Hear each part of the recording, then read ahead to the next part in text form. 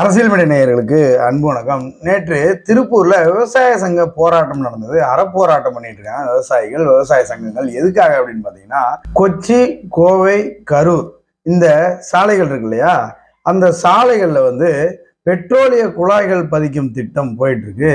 அந்த திட்டத்தினால நிறைய விவசாய விளைநிலங்கள் பாதிக்கப்படுகிறது அப்படின்னு பாதிப்புக்கு உள்ளாகின்ற அந்த விளைநிலங்களோட விவசாயிகள் அறப்போராட்டத்தில் ஈடுபட்டிருக்காங்க. இந்த திட்டத்தை நிறுத்தணும் அப்படின்றதுக்காக அந்த போராட்டம் நடத்திட்டு இருக்காங்க. அந்த விவசாயிகளை நேரில் சந்தித்து அவர்களின் நியாயமான கோரிக்கைகளுக்கு தீர்வு கிடைத்திட துணை நிற்போம் அப்படின்னு அண்ணாமலை அவர்கள் உறுதி அளித்திருக்கிறார்.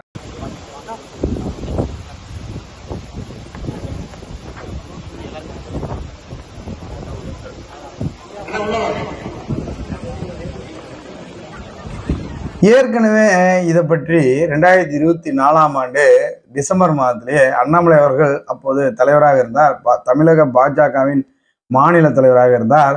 அப்போது என்ன பண்ணியிருக்காரு அப்படின்னு பார்த்தீங்கன்னா, பெட்ரோலியத்துறை அமைச்சர், மாண்புமிகு மத்திய பெட்ரோலியத்துறை அமைச்சர் ஹர்தீப் சிங் பூரி அவர்களை நேரில் சந்தித்து இதற்கு மாற்று வழி எதுவும் இருக்கா அப்படின்றத பத்தி பரிசீலிக்க சொல்லி அண்ணாமலை அவர்கள் கோரிக்கை வைத்திருந்தார். அப்போ அவங்க என்ன சொல்லியிருந்தாங்க அப்படின்னு பார்த்தீங்கன்னா, ஏற்கனவே நம்ம தேசிய நெடுஞ்சாலையில கெயில் திட்டத்தோட குழாய்கள் இருக்கிறதுனால இதுக்கு மாற்று வழி கிடையாது, அதே சாலையில இந்த குழாயும் போட முடியாது அப்படின்னு சொல்லிட்டாங்க. அதற்கு அண்ணாமலை அவர்கள் என்ன கோரிக்கை வைக்கிறார் அப்படின்னு பாத்தீங்கன்னா, ஸ்டேட் கண்ட்ரோல் வருது இல்லையா ரோடு, அந்த ரோட்ல இந்த பெட்ரோலிய குழாய்கள் பதிக்கும் திட்டத்துக்கு ஸ்டேட் கண்ட்ரோல் இருக்கக்கூடிய ரோடுகள் மூலமா கொண்டு போறதுக்கு நம்ம ஸ்டேட் கவர்மெண்ட் முன் வர வேண்டும் அப்படின்னு அண்ணாமலை அவர்கள் கோரிக்கை வைத்திருக்கிறார். அதன் பிறகு அங்க பிரஸ் மீட் கொடுக்குறாரு திரு அண்ணாமலை அவர்கள். அந்த பிரஸ் மீட்ல நிறைய விஷயம் பேசியிருந்தாரு. அதுல குறிப்பா பாத்தீங்கன்னா, நாம் தமிழர் கட்சியின் ஒருங்கிணைப்பாளர் திரு சீமான் அவர்கள் ஒரு விஷயத்த பண்ணியிருந்தார். 2 நாளைக்கு முன்னாடி பனை மரத்துல மேலே ஏறி கல் இறக்கி கல் குடிச்சாரு சீமான் அவர்கள்.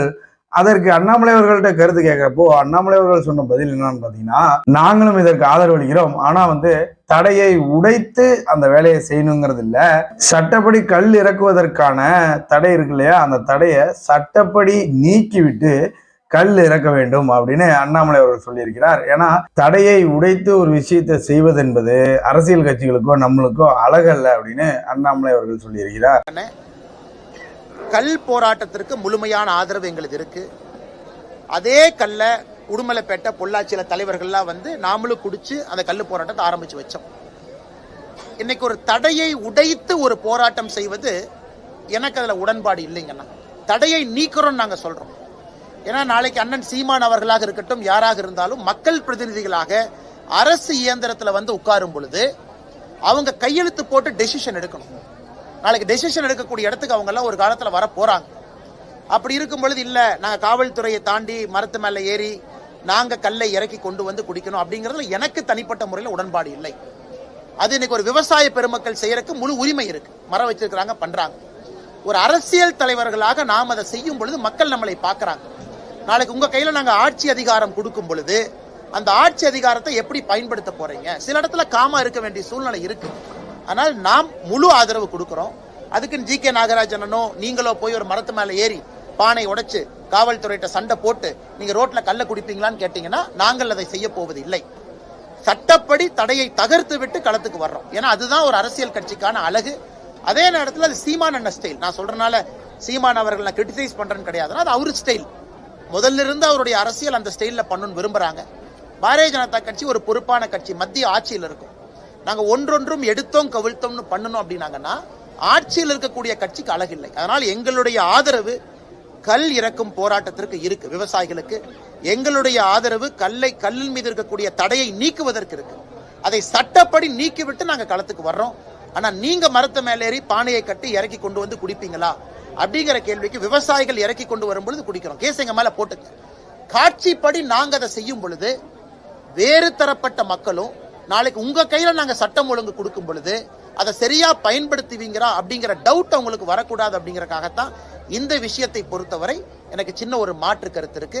அதே நேரத்தில் சீமான் அவர்கள் மீது பெரும் மரியாதை வைத்திருக்கக்கூடிய மனிதர். அடுத்து இந்த கூட்டணியை பற்றி பேசிய திரு அண்ணாமலை அவர்கள் அதை பத்தி என்ன சொல்றாரு அப்படின்னு பாத்தீங்கன்னா, பாமகவும் இருக்காங்க, பாமகவும் இன்னைக்கு கூட்டணி ஆட்சி தான் இங்க வரணும் அப்படின்னு நினைக்கிறாங்க. அதே மாதிரி தேமுதிகவும் அதே தான் சொல்றாங்க.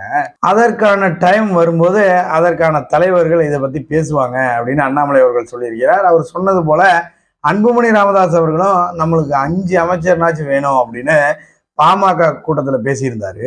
இன்னைக்கு பாட்டாளி மக்கள் கட்சி அவங்க நேத்து ஒண்ணு சொல்றாங்க, கூட்டணி ஆட்சியில தான் நாங்க பிஎம்கே இடம் பெறுவோம் அப்படின்னு அவங்க சொல்றாங்க. அன்புமணி ராமதாஸ் அவங்க சொல்றாங்க. தேமுதிக அவங்களும் அந்த கருத்தை வெளியே வைக்கிறாங்க. அதனால இன்னைக்கு இது பேச வேண்டிய சப்ஜெக்ட் இல்லைங்கன்னா, எல்லா கட்சிகளும் வளர்ந்திருக்கிறாங்க, எல்லா கட்சிகளும் உழைச்சிருக்கிறாங்க, எல்லா கட்சிகளும் அதிகாரத்திற்கு வர வேண்டும் என்று நினைக்கின்றாங்க. அதனால யார் பேசுவதும் தவறு கிடையாது. அதனால எல்லாமே பொறுத்திருங்க, கரெக்டான நேரத்துல சம்பந்தப்பட்ட தலைவர்கள் பேசட்டும், அதுவரை பொறுமையா இருக்கும். இந்த ஏடிஎம்கேக்கும் ஏடிஎம்கேவோட ஆதரவாளர்களுக்கும் ஒரு விஷயத்த சொல்லிக்கிறேன். என்ன அப்படின்னு பாத்தீங்கன்னா, எல்லாரும் சேர்ந்து திமுக ஆட்சியை அப்புறப்படுத்தணும். அதுக்கு என்ன வேலையோ அந்த வேலையை மட்டும் பாருங்க.